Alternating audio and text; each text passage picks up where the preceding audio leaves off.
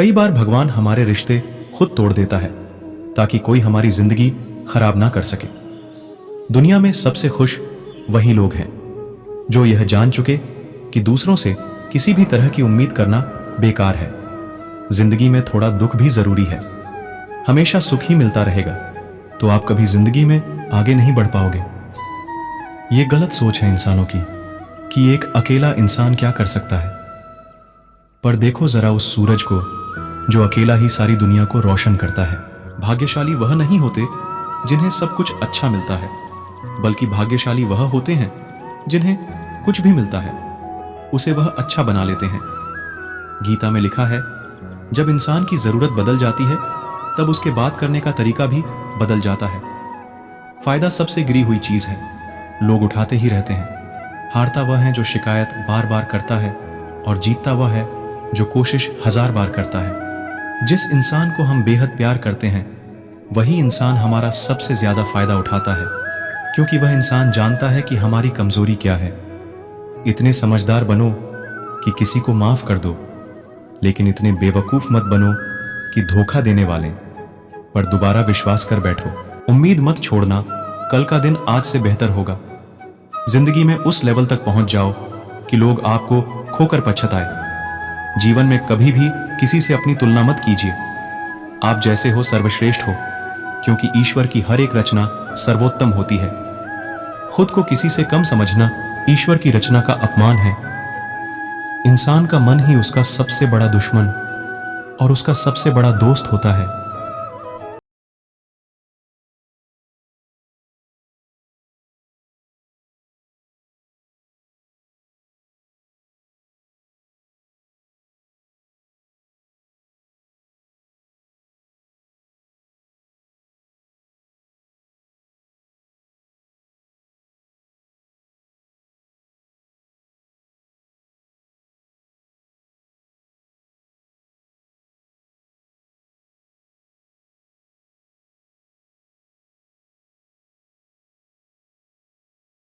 थप्पड़ किसी से की गई उम्मीद मारती है।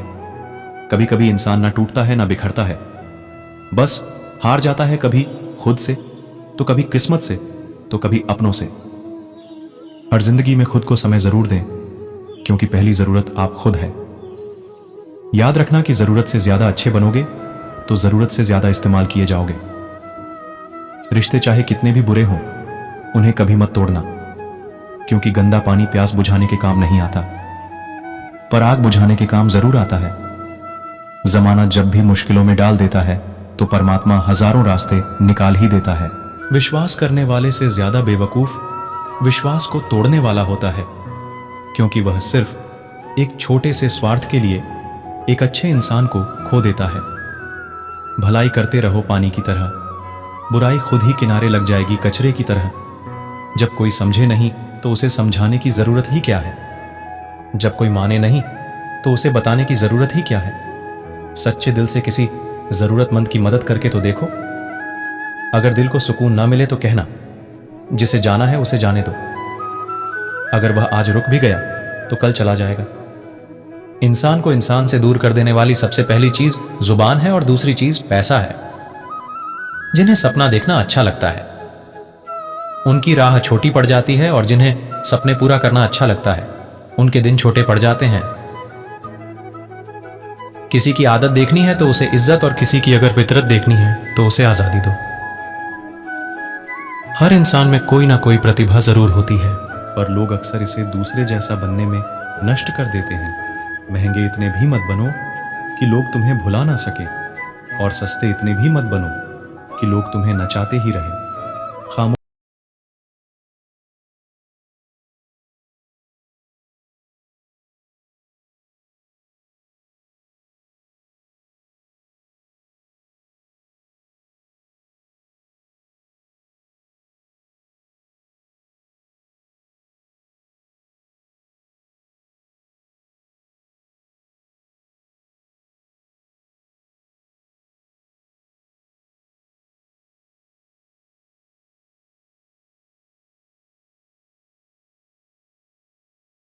आपका अपना सारा वक्त खाली कर दे।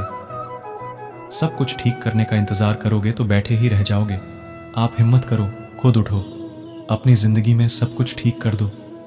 लोग पहचानना ही भूल जाए, इससे पहले अपनी पहचान बना लेनी चाहिए। एक बार एक राजा ने भगवान श्री कृष्ण का मंदिर बनवाया और उसमें मूर्ति की पूजा करने के लिए एक पंडित को रखा।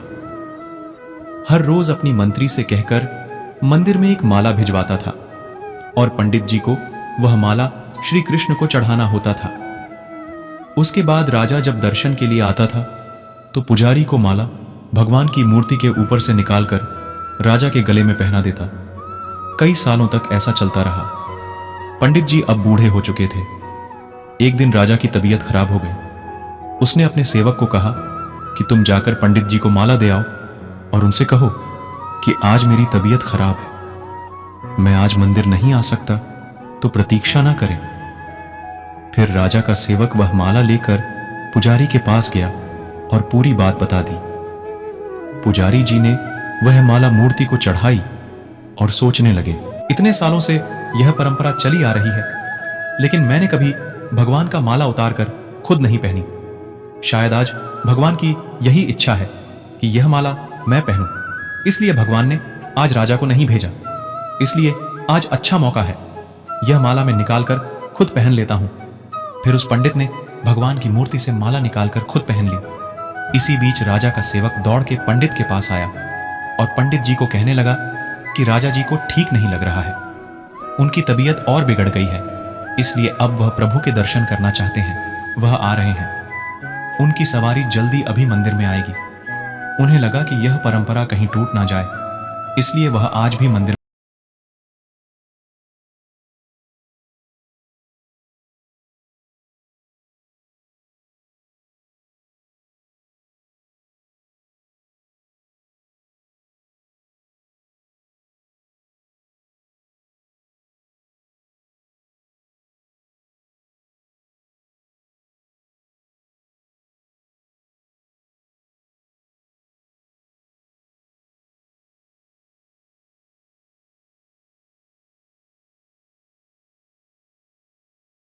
यह सुनकर पुजारी जी घबरा गए। उन्हें लगा अगर मैं सत्य बता दूं तो राजा मुझे दंड देंगे, इसलिए वह पुजारी ने कहा, यह बाल तो श्री कृष्ण का है। राजा को सुनकर बहुत ही गुस्सा आया। उसने कहा, तुम झूठ बोल रहे हो, भगवान के बाल सफेद कब से होने लगे? राजा ने कहा, मैं फिर कल आऊंगा और श्रृंगार के समय देखूंगा कि उनके बाल सफेद हैं या काले। अगर बाल काले निकले और सफेद नहीं निकले तो आपको कल ही मृत्यु दंड दिया जाएगा, क्योंकि आपने मुझसे झूठ बोला है। राजा यह कहकर वहां से चला गया। इधर पुजारी भगवान के चरणों में गिरकर रोने लगे कि हे प्रभु, मुझे माफ कर दीजिए, मैं लोभ में आ गया था। मुझे लगा मुझे यह माला पहन लेनी चाहिए, मुझे बचा लीजिए, नहीं तो कल राजा मुझे मार देगा। तो पुजारी पूरी रात भगवान के चरणों में गिरकर रोने लगा, विनती करने लगा कि प्रभु मुझे बचा लीजिए। अगली सुबह राजा मंदिर पहुंचा। राजा ने भगवान की मूर्ति के ऊपर से मुकुट निकाला और उनके बाल देखे। राजा चौंक गया, क्योंकि भगवान की मूर्ति के ऊपर सफेद बाल थे। राजा ने सोचा यह पुजारी की कोई चाल है, इसने मौत की सजा से बचने के लिए भगवान के बाल सफेद कर दिए हैं। राजा ये बाल असली या नकली, इसकी जांच करने के लिए बाल तोड़ने लगा। जैसे राजा ने कुछ बाल तोड़े तो मूर्ति में से खून की धारा बहने लगी। राजा भगवान के चरणों में गिर गए और क्षमा मांगने लगे और रोने लगे। कहा, मुझे माफ कर दीजिए। तभी मूर्ति से एक आवाज आई, राजा, तूने सिर्फ मुझे मूर्ति माना, इसलिए मैं तुम्हारे लिए सिर्फ एक मूर्ति हूं। लेकिन पुजारी ने मूर्ति में साक्षात भगवान देखा, इसलिए मुझे मेरे भक्तों की